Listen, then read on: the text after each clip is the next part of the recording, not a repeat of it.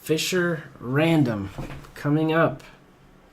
Chess 960, I can hear it already. Why are the pieces messed up? There might be some explanations needed. And many of the viewers on Twitch might be sick of answering that same question. I'm sure it happens a lot. But what can you do? Yes, this is Fischer Random. This is Chess 960. Look it up. You will know more about it if you do. 960 arrangements for this back row. Chess will not go extinct anytime fast. There is always Fischer Random to rely upon if it ever goes in that direction. Throw out all the opening books. Most of them. Still general principles to be taken into account, and my opponent is taking one of those into account right now with that first move, controlling a central square with one of these 4 pawns. Now, what is unprotected? Nothing. Okay, so that's my first thing. It's my first thing to be looking out for. Now, I think I might want to play the copycat game once again because I see that this is just, it's a good move. And my rook wants to be able to play, and their bishop wants to be able to see, and both of them are seeing.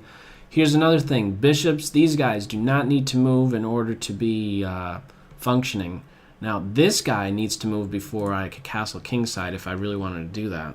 I need to clear out these 4 pieces. It seems like, well, actually touching on the subject of where to castle with the king, would I really want to keep my king around on this side of the board with these 2 bishops breathing down his neck? That's a bit scary. Let's get my knight out and think about that a little bit later. Usually I like to play something like c5 and then knight here, but I'm not really too happy about something like that. I don't know. It's a bit scary. So I guess they could damage my structure here, but they're having to give up the light square bishop if that's going to happen. I need my queen out and my bishop out if I really want to castle. This pawn is going to need to move here soon, but I'm looking into doing some other things first. There might be this e4 move played, or even d3 and e4. Okay, just e4 right away. Well, here's the plan here. Here are my thoughts. My thoughts are, if I don't take this pawn is going to give my knight a beating and a half. He's going to scare my knight. So I don't want to give that pawn the option to push my pieces around. No.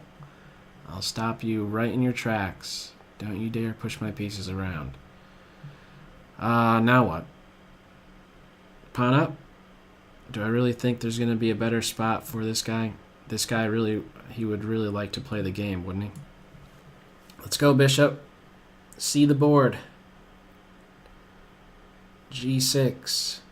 It's already fianchettoed. A fianchettoed bishop right from the initial position. Might as well consider it like that. If I play d6, I'm really weakening this square.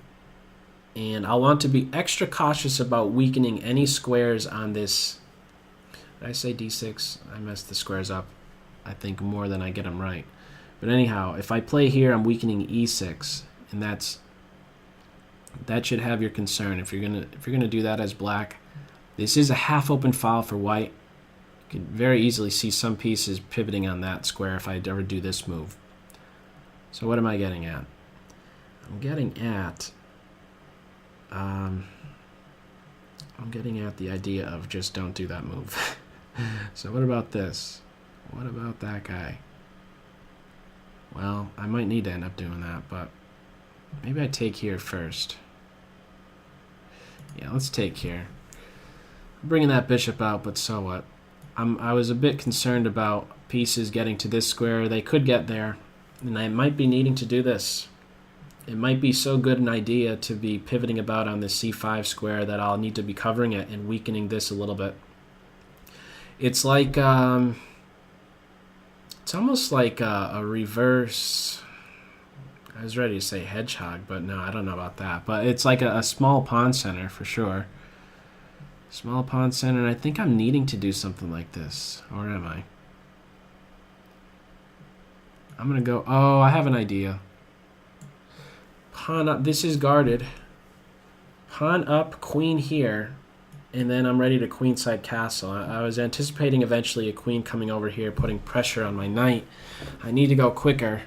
I could queenside castle. I'm in a spot to do that. I could still consider kingside castling, but that seems a bit scary with this bishop functioning in both directions. In fact, this is I think the most valuable piece for white right now. I think it's really well positioned, hitting at both flanks of the board.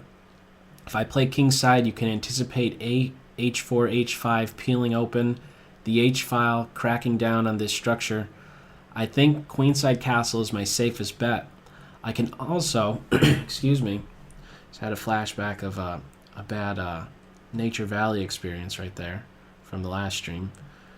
I could consider pinpointing this pawn, and what a decision we have here now to give up the light square bishop. I don't think that is a good idea. Queen recapture or pawn. I am actually considering pawn because of this. Rook to the b file, pinpointing this pawn. Do I like it enough to do it? I don't. I'm more concerned about what? Oh, what is this knight up to? What is up this knight's sleeve here? That can't be right. I think my opponent is seeing that they could get this pawn when really they can't. That's my guess. Because now I'm hitting the knight and the pawn, and I'm ready to play a5 and kick him away. Queenside castle is available. Less than a minute. My opponent using only half their time. This knight, you need to go somewhere else. Get out of there. Whoa, whoa, whoa, whoa, whoa, whoa. Okay, well, let me just do this. I'm not quite sure what I want to do with my king. Let's get some space. I might want to do a rook up and over. And my opponent is flying. Let's go here. It seems like a nice cozy square, light square. She can't be kicked away so easily.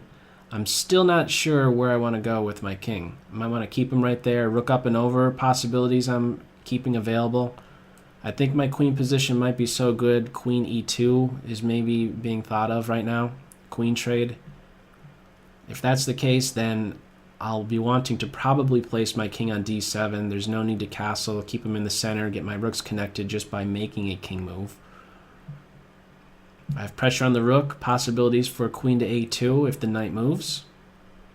Maybe even ideas of b5, b4 going right after the king. I'm not seeing any successful pawn break. Okay, and that's exactly what we're having. So let me follow up with what I said I would.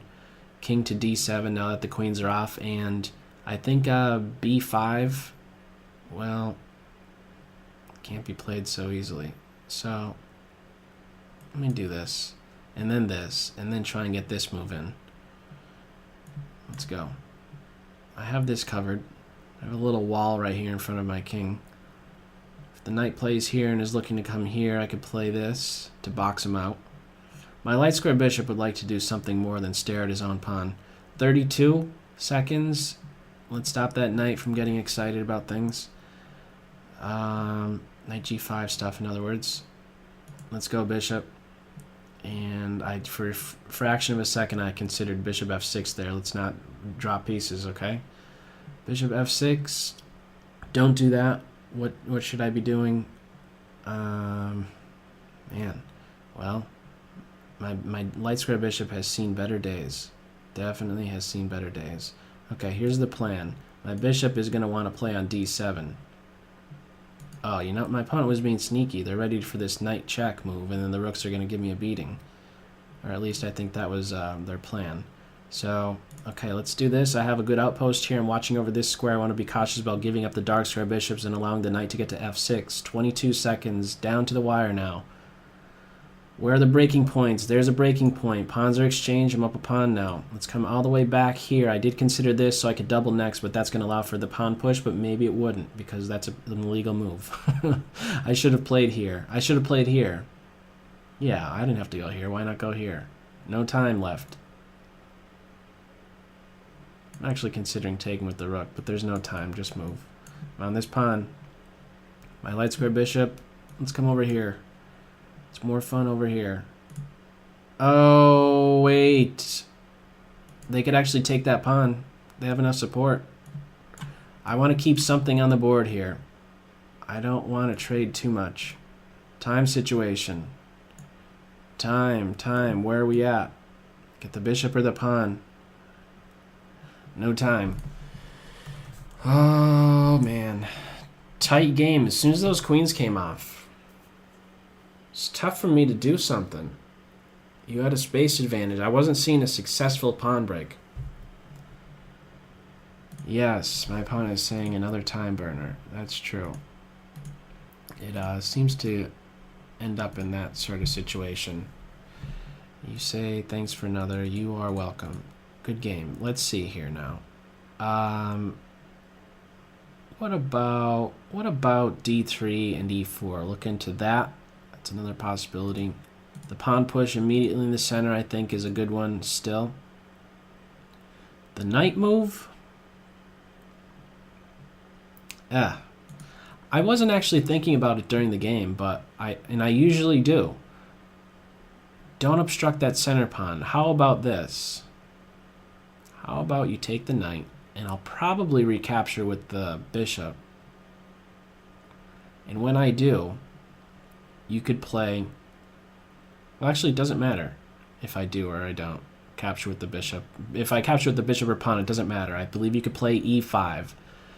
That's what I'm trying to say, and I'm fumbling as I'm trying to say it. So, play or not e5.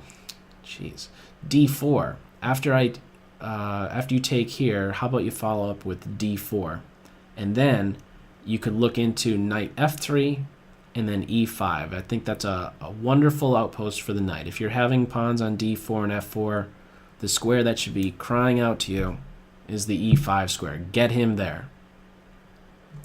There's a slight improvement. Getting your d pawn involved a little bit earlier, I think, is a good thing. Don't obstruct your central pawns. Think twice before you do that.